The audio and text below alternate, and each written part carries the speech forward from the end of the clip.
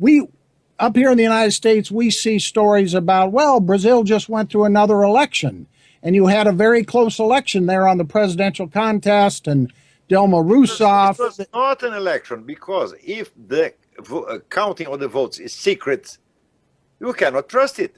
This is not a real, it's not a normal election. It's not a legitimate election. This is a fraud, a complete fraud. Mm-hmm.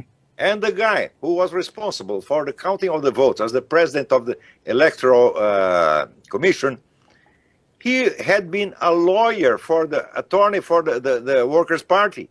He worked for the Workers' Party for years. Mm-hmm. And was a protege of the Workers' Party, and he just returned the favors he received. So only 23 people follow the vote, the counting of the votes.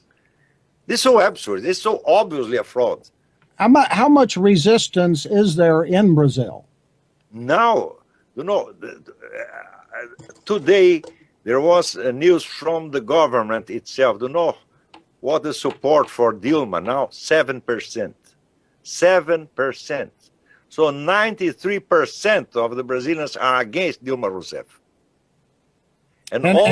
And yet she just won that election, according to the official count. Didn't she get about 52% of the vote? She won no election at all. Okay. How can you say that?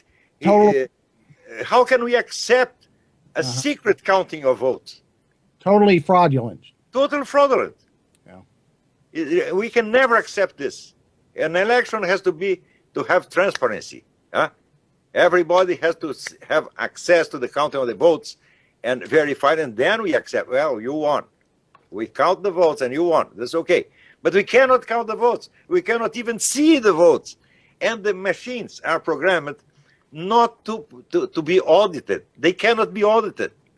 Mm-hmm. So it's useless to count the votes now, because only the votes that are registered in the machines, only final results are there.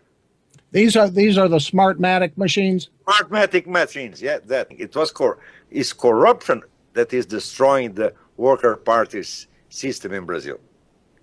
Because people are really angry with this. But as long as the Workers' Party runs the electoral process and can count the votes, they'll never give up power. I believe they'll never give up. They have to be toppled by a direct popular intervention. I don't believe very much in a military intervention, but I believe in popular intervention. They have to expel these people from political life forever.